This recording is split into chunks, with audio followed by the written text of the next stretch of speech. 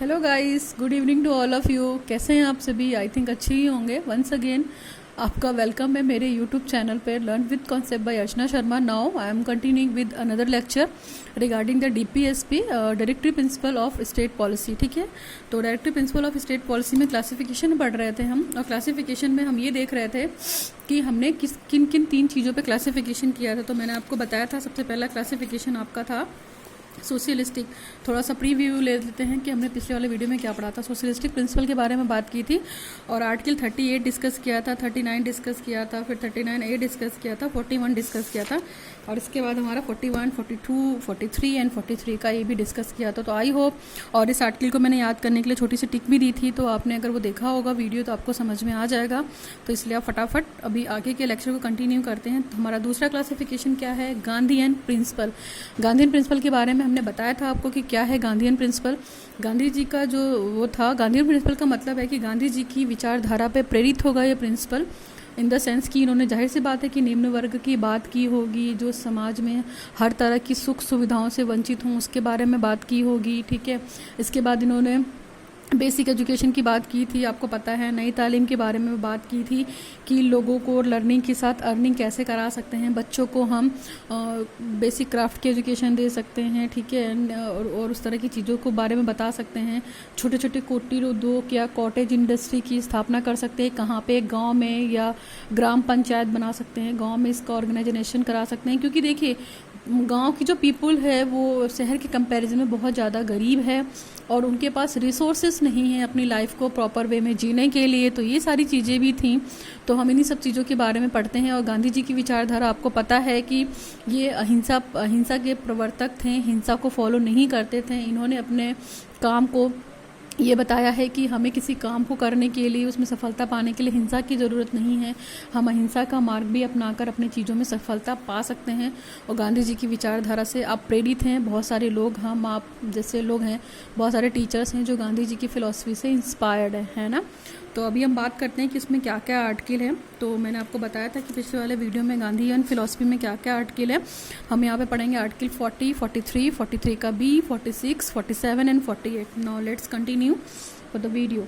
Article number 40 बहुत important है, बहुत पूछा जाता है कि आर्टिकल 40 है क्या।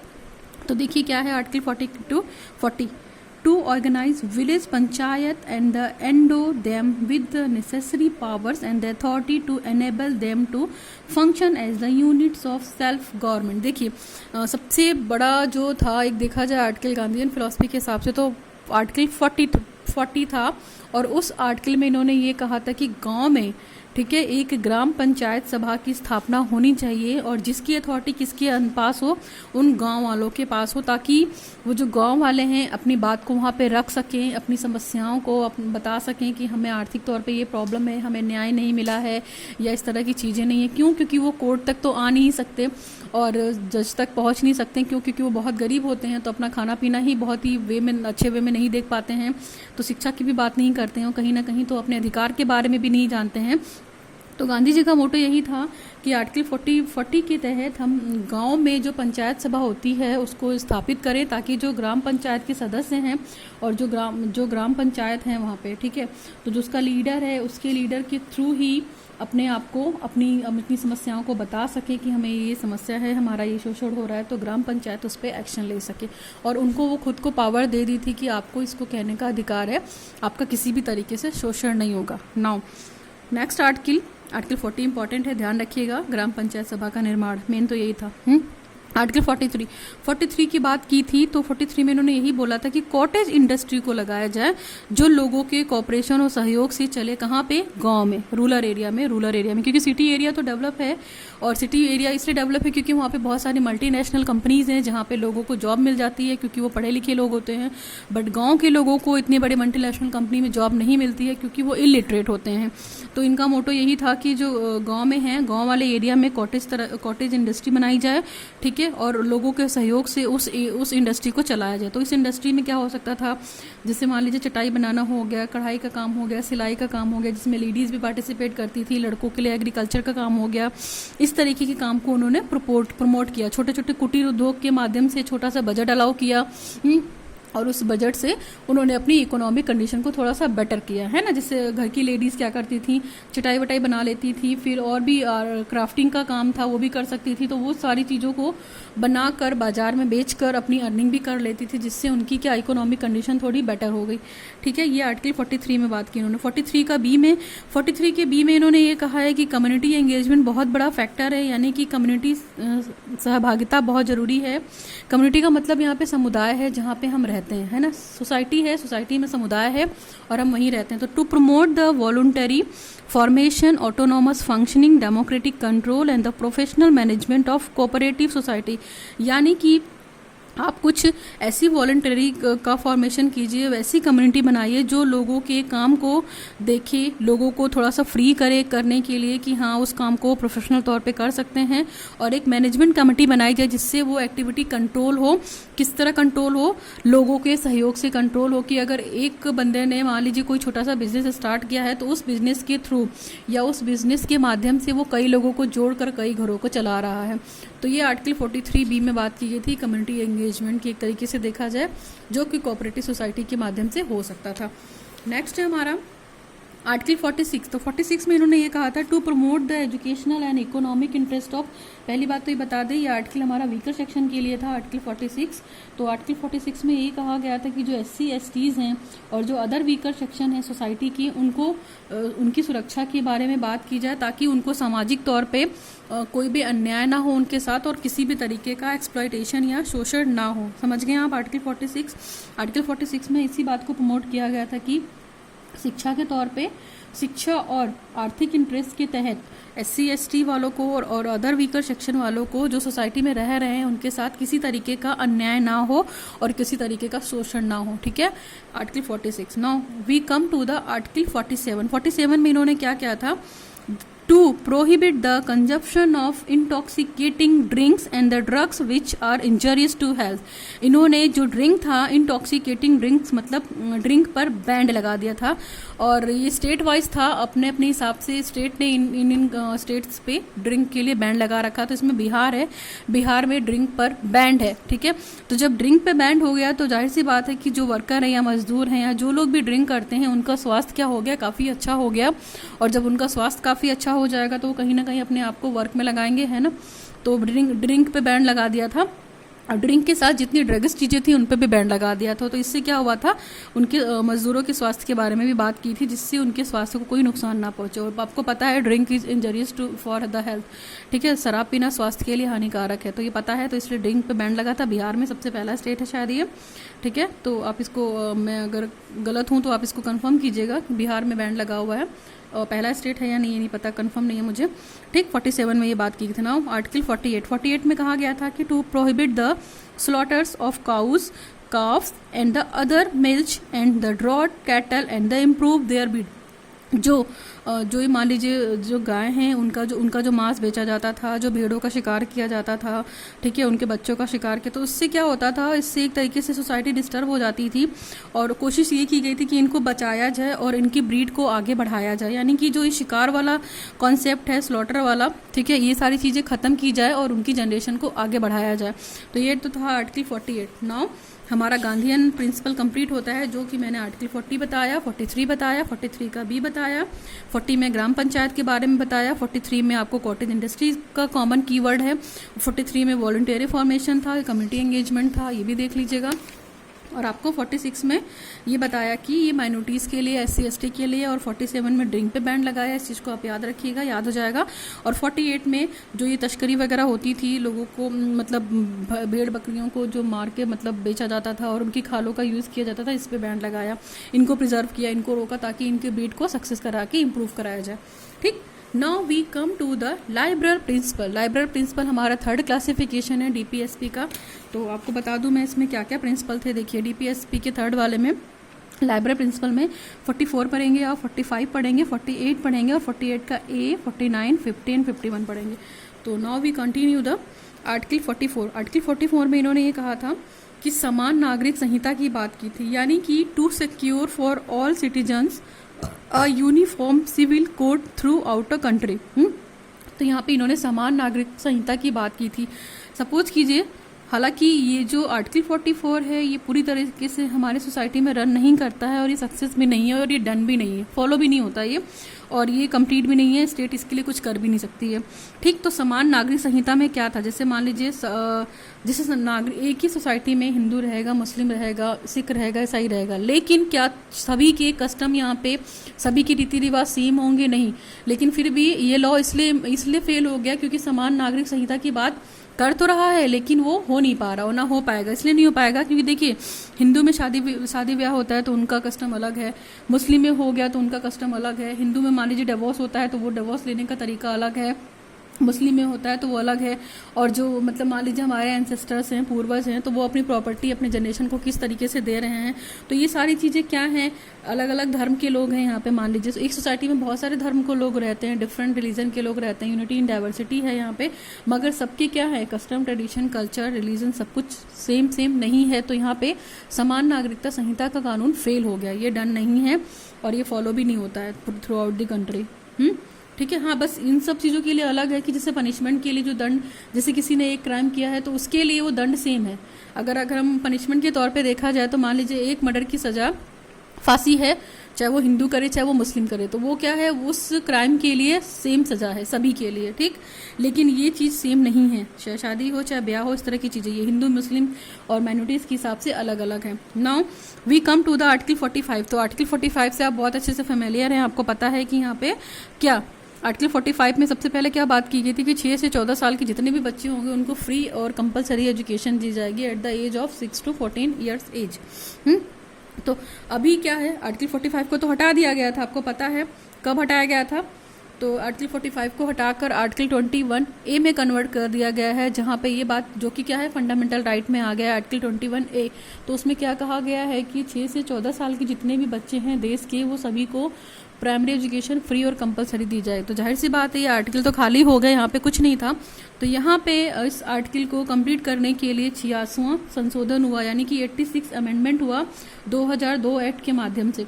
तो इन्होंने इस आर्टिकल 45 को कैसे फिल किया, इस 45 आर्टिकल में ये कहा कि 6 साल से जो कम उम्र के बच्चे हैं, यानी कि जो अर्ली चाइल्डहुड केयर है, to provide the early childhood care and education for all children until the complete the age of 6, यानी कि 6 ईयर से जो कंप्लीट बच्चे हैं जिनका अर्ली चाइल्डहुड है, उनको अच्छी केयर दी जाए, उनको अच्छी शिक्षा दी जाए, इसके बारे में बात की, यानी कि बच्चे के बारे में ही बात की है हमने। ठीक है, तो ये कब हुआ था, ये 86 अमेंडमेंट में 2002 में हुआ था। और आपको ये बता दें कि जो ये 6 से 14 साल के बच्चों के लिए शिक्षा का अधिकार है, ये सब में कॉमन है देखा जाए तो। अगर हमने फंडामेंटल राइट पढ़ा तो आपको पता है, इसमें 21A में बोला गया था कि 6 से 14 साल के सभी बच्चों के लिए जो फ्री एजुकेशन के कॉन्सेप्ट को लाया गया था, वो किस अमेंडमेंट के तहत लाया गया था, तो वो 86 है, 86 अमेंडमेंट एक्ट 2002, इसके तहत ये चीज़ लाई गई थी। फिर हमने क्या पढ़ा, हमने फंडामेंटल राइट पढ़ा, उसमें भी ये चीज़ सेम थी। फिर हमने ड्यूटीज़ पढ़ी, ड्यूटीज़ में भी इस बारे में बात की गई। इसके बाद हम DPEP पढ़ रहे हैं, तो DPEP में भी हम ये बात कर रहे हैं। तो ये चीज़ कॉमन है, 86 अमेंडमेंट आप याद रखिएगा 2002। ठीक, तो आर्टिकल 45 में अब हम ये नहीं बोलेंगे कि 6 से 14 साल के बच्चों के लिए फ्री है एजुकेशन, नहीं, हम ये बोलेंगे कि 6 साल से जो कम उम्र के बच्चे हैं उनके चाइल्डहुड केयर को प्रोवाइड किया जाए गवर्नमेंट के थ्रू, और उनकी एजुकेशन के लिए कुछ काम किया जाए। ठीक, जो 6 साल से कम के हैं, बिफोर 6 ईयर्स एज, और अमेंडमेंट 86 और 2002 act. Now we come to the article 48। तो आर्टिकल 48 में ऑर्गेनाइजेशन है, किस तरीके का ऑर्गेनाइजेशन है देखते हैं। To organise the agriculture and the animal husbandry on the modern and scientific area. ठीक है, जो हमारा कल्चर है, एग्रीकल्चर है, हमारा जो कृषि है, कृषि उद्योग है, और एनिमल हस्बेंड्री है, इसको जो मॉडर्न तरीके आ गए हैं, जो मॉडर्न टेक्निक्स आ गई हैं, साइंटिफिक तरीके आ गए हैं, तो उनके हिसाब से इनको मॉडर्न किया जाए, प्रॉपर वे में ऑर्गेनाइज किया जाए, ताकि लोगों को क्या रोजगार मिल सके और वो अनएम्प्लॉयड हो सके, यानी कि वो कुछ काम कर सके, किस लिए, अर्निंग के लिए। तो इन सब चीज़ों को भी अपनी कृषि को टेक्निकल फॉर्म में लाइए, कुछ टेक्निकल चीज़ों का यूज़ कीजिए, मतलब आज की डेट के हिसाब से खेती कीजिए आप, है ना, फास्ट फॉरवर्ड कीजिए। बहुत सारे सीड्स आ गए हैं, ठीक है, ब्रीडिंग सीड्स आ गए हैं, तो इन सब चीज़ों से भी बहुत हेल्प मिलती है। बहुत सारे इंसेक्टिसाइड्स आ गए हैं, तो इन सब चीज़ों में क्या किया जाए, थोड़ा सा मॉडर्न सिटी लाई जाए और साइंटिफिक चीज़ों को डेवलप किया जाए, मतलब साइंस के अकॉर्डिंग काम किया जाए, जो भी चेंजेस हुए। Now we have studied the article 44, 45 and 42, 48. Now we come to the article 49, 50 and 51. इसको 49 को पढ़ते हैं। 49 में देखिए क्या है, preserve our heritage monuments to protect the monuments places and object of artistic or historic interest which are declared to be of national importance. आपको पता है कि हमारे मॉन्यूमेंट्स यानी हमारी जो विरासत है और हमारे जो स्कल्पचर्स हैं उनकी क्या है, एक इम्पॉर्टेंस है नेशनल लेवल पे, मतलब अगर देश हित में देखा जाए तो देश के लिए बहुत इंपॉर्टेंट है, आपको पता है। तो उनको क्या करना है, प्रिजर्व करना है। अगर उसका कहीं पे नुकसान हो रहा है या किसी तरीके की मेंटेनेंस नहीं है, रिपेयरिंग नहीं है, तो आर्टिकल 49 के तहत स्टेट गवर्नमेंट का ये काम है कि वहाँ पे जो भी मंदिर हैं, जो भी मॉन्यूमेंट्स प्लेसेस हैं, जो ऑब्जेक्ट्स हैं, चाहे वो हिस्टोरिकल प्लेसेस हों या हिस्टोरिकल चीज़ें हों, तो उनको मतलब नेशनल इम्पोर्टेंस के तहत उसको वो प्रिजर्व करे, अपनी विरासत को कंजर्व करे, ठीक है, उसको ख़त्म ना करे, डिस्ट्रॉय ना करे, ये कहा गया है आर्टिकल 49 में। Now we come to the article 50। ठीक, देखिए हमने पढ़ लिया। अब आर्टिकल 49 में हमने क्या किया कि अपने उसको बचा लिया, विरासत को बचा लिया। 48 में हमने एग्रीकल्चर कर लिया और 49 में हमने अपनी विरासत को बचा लिया। इसके बाद आर्टिकल 50-50, तो 50 का मतलब क्या होता है, 50-50 है ना, मतलब इक्वल। तो यहाँ पे ये कहा गया था कि to separate the judiciary from the executive in the public services of the state, यानी कि स्टेट का जो दो मेन कंटेंट होते हैं, दो मेन पार्ट होते हैं, न्यायपालिका और कार्यपालिका, ठीक है। तो दोनों को अलग अलग कर दिया जाए, दोनों एक दूसरे के काम में हस्तक्षेप नहीं करेंगे। अगर हस्तक्षेप करेंगे या मिल के काम करेंगे तो क्या होगा, देश का सर्वनाश होगा और हमारा स्टेट डेवलप नहीं करेगा, वो उत्थान की जगह पतन की तरफ चला जाएगा। तो दोनों को क्या कर दिया गया, पृथक कर दिया गया, 50-50 कर दिया गया, अलग अलग कर दिया गया। एक को इस डायरेक्शन में भेज दिया, दूसरे को इस डायरेक्शन में भेज दिया, तो दोनों अपनी अपनी जगह पे अपना काम कर दिया गया। ये आर्टिकल इंपॉर्टेंट इसलिए है कि पूछा जाता है कि दोनों कार्यपालिका और न्यायपालिकाओं को किस आर्टिकल के तहत अलग अलग किया गया था। तो आप याद रखिएगा आर्टिकल 50-50 है, मतलब 50-50 हो गया, बंटवारा हो गया बराबर बराबर, ठीक है। Now we come to the article 51। इतना सारा काम कर लिया हमने, जॉब कर ली, ठीक है, इसके बाद अपने आर्टिकल को बचा लिया, फिर अलग अलग कर दिया, इस तरह की चीज़ें कर ली, ठीक है। तो सबसे पहले देखिए हमने आर्टिकल लाइब्रेरी प्रिंसिपल में क्या बात की, मैंने एक बार फटाफट रिवाइज करा देती हूँ। लाइब्रेरी प्रिंसिपल में हमने बात की कि 44 की बात की, समान नागरिक संहिता की बात की हमने, फिर 6 से 14 साल के बच्चों के एजुकेशन की बात की, फिर हमने वर्क किया एग्रीकल्चर में, एनिमल हस्बेंड्री को परपोर्ट किया। इसके बाद आर्टिकल 49 में अपने मॉन्यूमेंट्स को प्रिजर्व किया, फिर 50-50 किया। तो बहुत सारा काम करके थक गए हैं प्रॉपर।